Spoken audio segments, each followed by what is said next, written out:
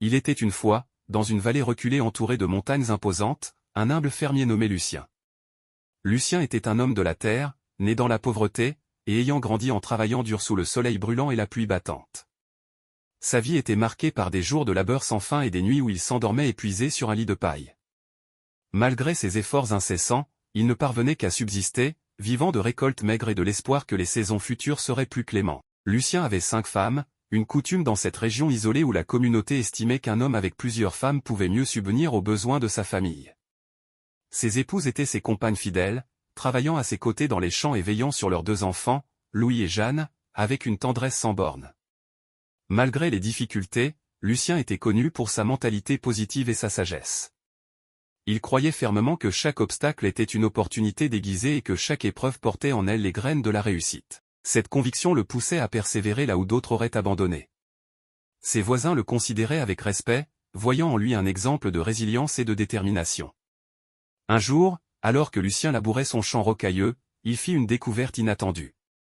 En retournant une pierre particulièrement lourde, il trouva un coffre ancien, enfoui sous des couches de terre et de racines.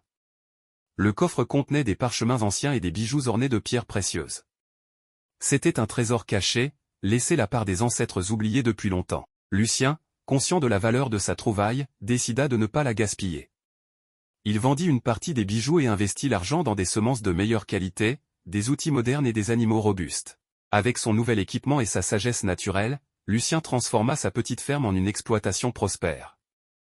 Ses récoltes devinrent abondantes, ses animaux florissants, et bientôt, il était connu dans toute la région pour la qualité de ses produits. La richesse afflua, mais Lucien resta humble, toujours reconnaissant pour les bénédictions qu'il avait reçues. Cependant, la richesse apporta aussi son lot de défis.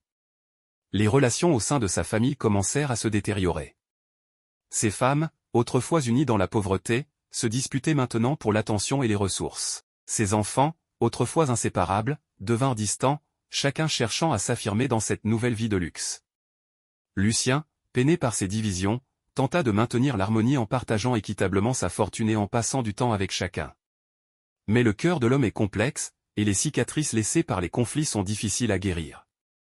Louis, l'aîné, décida finalement de quitter la ferme pour chercher sa propre voie en ville, tandis que Jeanne, plus sensible, s'éloigna de son père, blessé par les querelles incessantes. Les années passèrent, et bien que Lucien soit devenu un homme riche et respecté, il ressentait une tristesse profonde.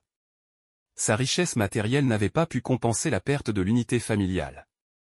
Il se retrouvait souvent assis seul, regardant les champs florissants qu'il avait créés, se demandant si la richesse valait vraiment le prix qu'il avait payé en termes de bonheur familial.